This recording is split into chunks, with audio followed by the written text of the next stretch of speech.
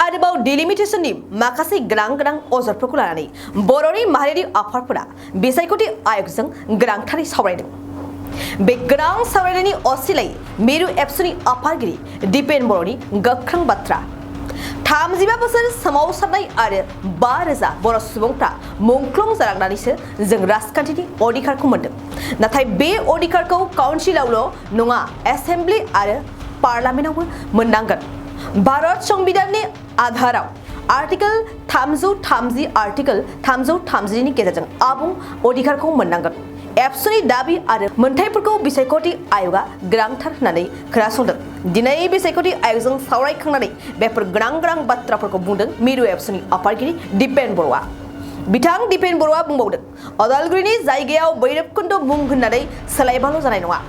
जुदि कार्बि आंलं आरो डिमा हासावखौ मोन 6 बिधानसभा बियाबजों लकसभा बियाब खालामदोंब्ला अदालगुरिखौ मानो लकसभा बियाब खालामनो हाया होननानै मिरु एबसुनि आफादगिरिया सोंथि खालामो। बिथां दिपेन बर'आ रोखायै बुंबावदों बर'नि माहारियारि आफादफोरनि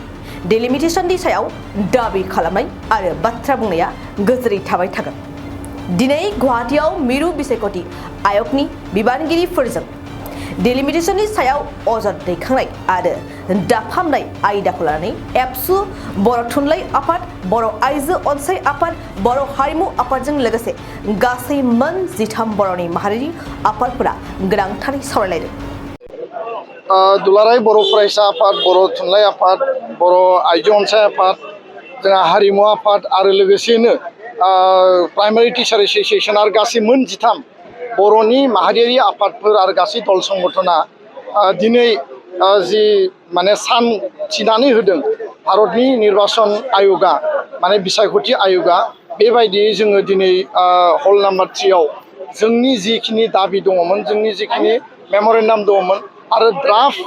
20 तारिख जुनाव ओंखारनायनि उनाव बे ड्राफ्टआव जिखिनि गोरोन्थि दङ, जिखिनि सोदांनांगौ दङ, इनक्लुजन एक्सक्लुजन साजेसन अबजेक्सन आरो बेयाव जिखिनि दाजाब दानख' दङमोन गासैबो मेटारखौ जोङो लानानै दिनै जोङो आसाम नाङै जिखिनि समस्ति पर्यायनि मेटार दङ लोगोसे 6 सिडुल बिटिआरनि सिंनि जिखिनि दाबि जोङो बेखौ जमा होबाय आरो जोंनि खोथाखौ जोङो ब्रिफलि जिखिनि टु दा पइन्ट बुंनांगौ स्पष्टयै जों बुंदों जे जोङो दाबि खालामदोंमोन क'क्राझार एसटि समस्ति बाहाल थानांगौ, लोगोसेनो उदालगुरि माने लकसभा समस्ति बिटिआरआव मोननै पार्लियामेन्ट दानांगौ आरो क'क्राझार एसटिखौ बाहाल लाखिनायनि थाखाय पार्लियामेन्ट समस्तिखौ जों धन्यबाद होदों आरो एखेलोगोयैनो 14टा एसेम्ब्लि सेगमेन्ट जों दाबिदोंमोन, नाथाय बावखुंग्रिखौ एडिशनेलि बिथांमोना क्रिएट खालामनानै 15टा खालामबाय। बिनि थाखायबो जों आयगखौ धन्यबाद होदों। खिन्थु लोगोसेयैनो उदालगुरि पार्लियामेन्ट सिटखौ जों दाबिनाय बायदि बिथांमोना गनायाखै आरो बिथांमोननि ड्राफ्टआव उदालगुरि माने दरं नन 6 सिडुलनि मोनबा समस्ति आरो 6 सिडुल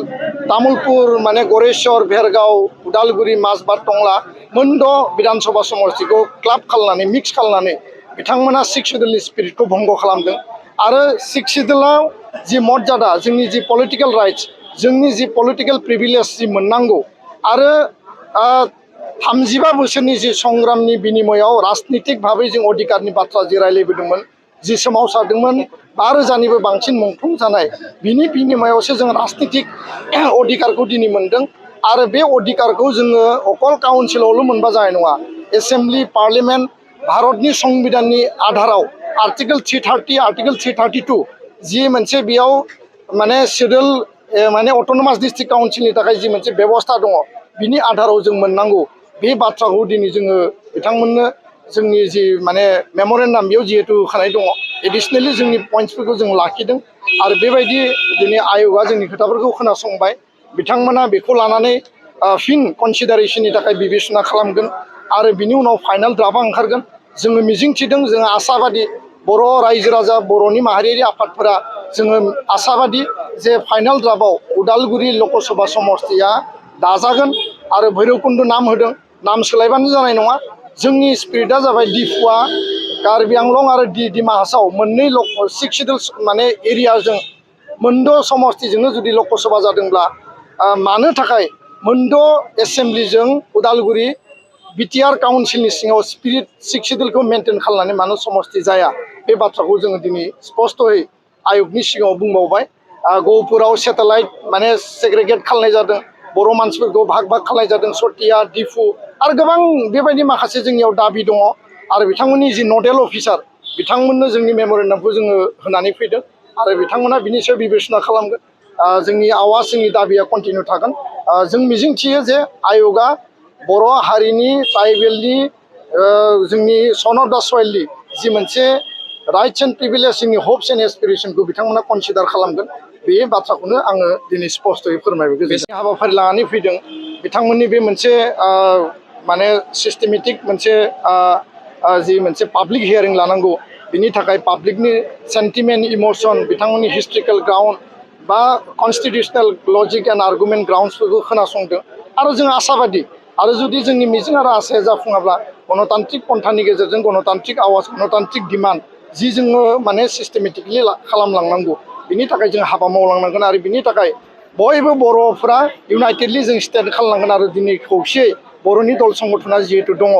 जोंनि हप्स एन्ड एसपिरेसनखौ मोनफुंनायनि थाखाय जोङो खामानि मावलांगोन होननानै आं बे बाथ्राखौ स्पष्टयै बुंबाय गोजोन्थों सोलोंथाइ बोसोर 2023-24 नि थाखाय फरायसाफोरनो गोदानै मुं थिसननाय लानानै फैदों क'क्राझारनि डक्टर सभा ब्रह्म मिउजिक आरो फाइन आर्ट्स कलेजआ क'क्राझार सहरजों नांजाबनाय हाब्रुबारियाव थानाय बिटिआरनि गंसेल' डक्टर सभा ब्रह्म मिउजिक आरो फाइन आर्ट्स सरकारि कलेजाव दायो फरायसाफोरनि गोदानै मुं थिसननाया अनलाइननि गेजेरजों सोलिगासिनो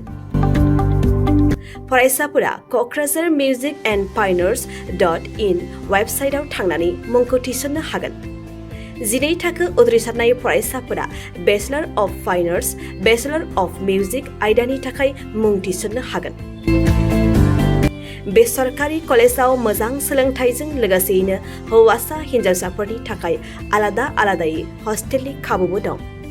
गोसो गोनां फरायसाफोरा क'क्राझारनि डक्टर सभा ब्रह्म मिउजिक आरो फाइन आर्ट्स सरकारि कलेजाव गोदानै मुं थिसन्नोब्ला नैबे मबाइल नम्बर 9085292451 आरो 93654912557 आव थोंजों सुलाद लानो हागोन